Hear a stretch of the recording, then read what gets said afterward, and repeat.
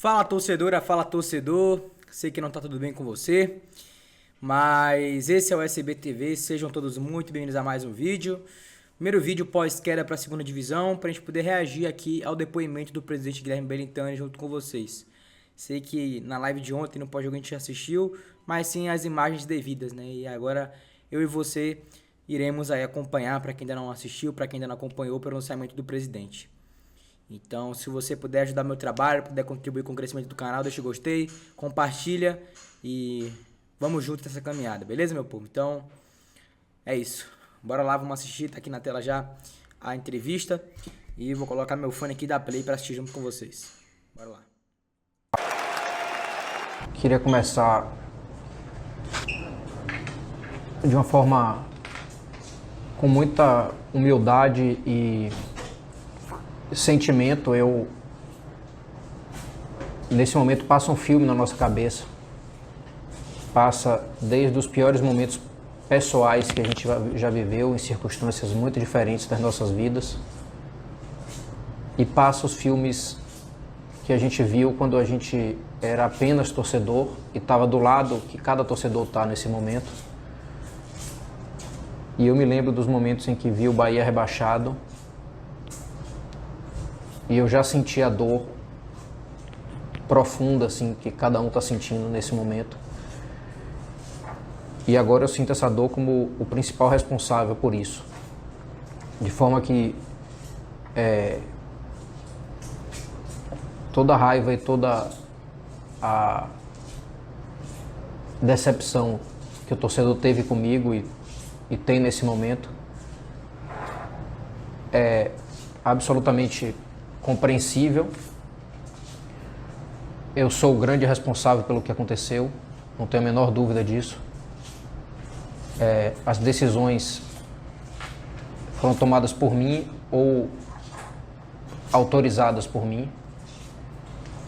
O que eu tenho que fazer nesse momento é ter humildade, dentro das circunstâncias, algum nível de tranquilidade, para que a gente consiga recolocar o Bahia numa rota positiva do futebol brasileiro. Nada do que eu disser hoje vai tirar 1 milímetro, uma gota de tristeza que cada torcedor está passando.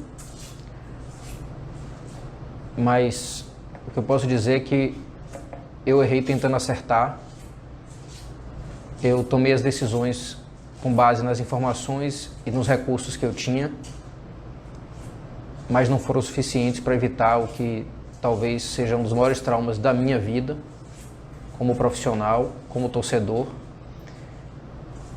E não foi suficiente para evitar o tamanho da tristeza que eu coloquei no coração de cada um de vocês. O que eu posso me comprometer com muito trabalho, muita dedicação para que a gente supere esse momento difícil e volte forte para esse lugar de onde a gente está saindo nesse momento, mas é o lugar do clube, é o lugar do Bahia. O percentual, a responsabilidade é toda minha, absolutamente minha. Eu sou o presidente do clube, as decisões são tomadas por mim, seja aquelas tomadas diretamente por mim, seja pelas pessoas com as quais eu contei para tomar as decisões, contratei para tomar as decisões. Isso vai do primeiro ao último jogador, isso vai por cada funcionário do clube, mas a decisão de cada uma dessas pessoas é uma decisão que, no final das contas, está sob a minha responsabilidade.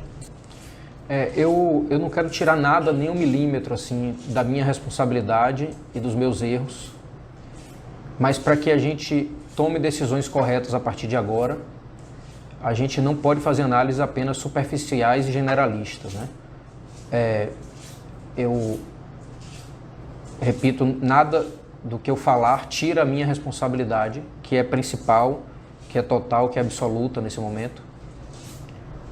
Mas se a gente for olhar no filme que vem passando na nossa cabeça e tentar identificar o grande erro, ele não existiu. O que existiu foram vários erros sequenciados que geraram essa grande decepção, essa grande frustração.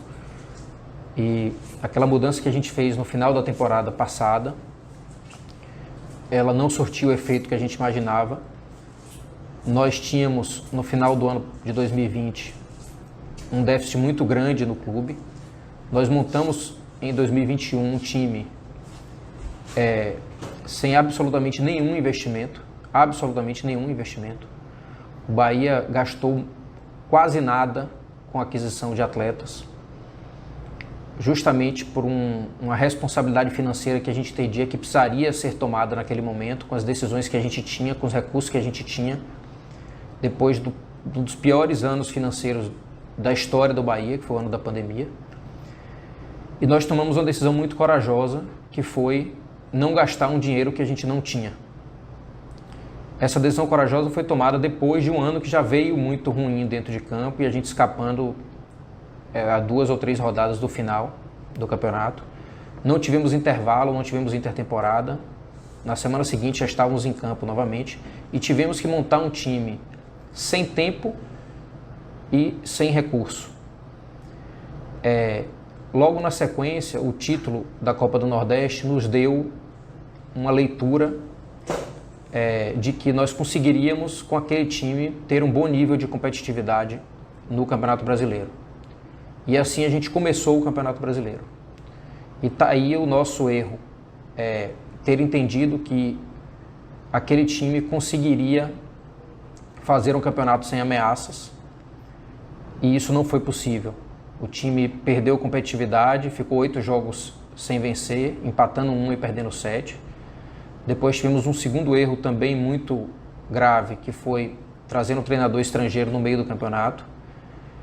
E depois, quando a gente decidiu pela vinda de Guto, apesar de números muito razoáveis, não deu mais tempo de recuperar e o campeonato se mostrou absolutamente atípico. Eu quero repetir novamente, nada do que eu estou dizendo aqui tira a minha responsabilidade e a minha culpa pelo insucesso, pelo fracasso que termina hoje. Mas um campeonato absolutamente atípico, um campeonato em que a proximidade de clubes que estavam disputando coisas na primeira parte da tabela, de clubes que estavam disputando o rebaixamento, foi algo absolutamente imprevisível. A gente viu também uma sequência de erros de arbitragem. Repito, eu não quero colocar isso como responsabilidade principal, mas o que aconteceu no campeonato foi um grande absurdo, principalmente nessa reta final. Nos últimos 7 jogos, nós tivemos 5 pênaltis absolutamente polêmicos, incluindo o de hoje, que eu vou esperar, lógico, a manifestação da CBF sobre a análise, mas é mais uma lista de polêmicas do enfrentamento da arbitragem do Bahia, de forma que, por outro lado, só teve um lance que foi em benefício do Bahia nesses últimos 7 jogos, que foi um dos lances contra o Cuiabá, que aí sim nós fomos beneficiados naquele gol que foi anulado do Cuiabá. Então, por mais que eu não coloque na arbitragem a responsabilidade, é preciso pontuar que nos últimos 7 jogos o Bahia foi prejudicado em 5 deles de forma muito clara, na nossa opinião. Um campeonato que passou por circunstâncias também imprevisíveis e que não beneficiaram o Bahia. O Bahia foi um dos poucos clubes que não jogou contra ninguém com time reserva. E vários outros clubes que estavam disputando com a gente jogaram contra times reservas, times que abandonaram o campeonato. O Bahia se acostumou a ver determinadas coisas muito misteriosas nesse campeonato, mas eu não vou me alongar nisso porque eu não quero tirar de mim a responsabilidade, porque quem quer enfrentar as coisas como eu me dispus a enfrentar como presidente de clube, tinha que ter montado um time mais competitivo do que o que nós montamos. Eu sinceramente, eu não acho que, além do que eu disse aqui, que necessariamente houve o mesmo tipo de erro do que no ano passado. No ano passado nós erramos porque nós montamos um time com um investimento alto que se mostrou ineficiente em 3 ou 4 peças proporcionalmente ao investimento que foi feito. Esse ano nós tínhamos uma profunda dificuldade financeira. Veja que com o time que certamente tem uma das baixas folhas do futebol brasileiro, nós não conseguimos ter competitividade, mas foram circunstâncias absolutamente diferentes do ano passado. Mas eu acho que mesmo com o dinheiro disponível, nós precisávamos ter montado um elenco mais competitivo e nós erramos sim, diante das circunstâncias que nós tivemos, e o resultado mostrou isso. Nenhum time pode ser rebaixado e o presidente dizer que fez boas contratações ou que o time foi competitivo. Porque eu acredito, porque eu aprendi nesse tempo de vida que a vida não é só feita de sucessos, a vida também é feita de fracassos. Eu aprendi muito na minha vida, não só no Bahia, mas em vários momentos, em várias circunstâncias por onde eu passei, que os fracassos acontecem, decepcionam, machucam, doem, mas que a gente tem que olhar para eles e entender que eles fazem parte da vida, mesmo de forma tão dolorosa quanto está nesse momento. E é assim que eu vivo, é assim que eu enfrento meus problemas. Sim, acho uma boa pergunta, falei sobre isso já, acho que sim, apesar de termos feito uma boa competição, nosso time não conseguiu manter o nível de competitividade que veio da Copa do Nordeste. Principalmente numa circunstância emocional, não apenas técnica, mas também emocional. Quando a gente começou a perder aquelas 8 partidas, depois veio a sequência da Bove, a gente viveu um grande momento, sem confiança, perdemos muitos pontos depois dos 40 do segundo tempo, perdemos jogos como aquele do Atlético Mineiro, como do Atlético Goianiense, perdemos 2 jogos para o Sport, um em casa e outro fora, que se a gente tivesse um pouquinho mais de sabedoria e de equilíbrio emocional não teríamos perdido, mas nada disso pode apagar o que aconteceu, o resultado está aí. Eu digo sempre assim que o que a gente conhece as pessoas nos momentos dos fracassos. E o torcedor vai ver um presidente que vai olhar para isso como uma grande dívida que tem com o seu clube, reconhecer os erros, mas também capaz, de cabeça erguida, de reconstruir o projeto do Bahia e colocá-lo de volta na primeira divisão. Então tá aí, meu povo, essa foi a entrevista do Belintani na partida de ontem contra o Fortaleza. Algumas desculpas realmente que não tem como engolir, que não tem como processar, mais do mesmo em algumas palavras. E o complicado é que a gente vai ver a cara saindo hoje, como a gente viu aqui alguns dos dirigentes saírem, como atletas que irão sair, mas não vão saber o que é ser Bahia, o que é representar essa instituição, esse clube.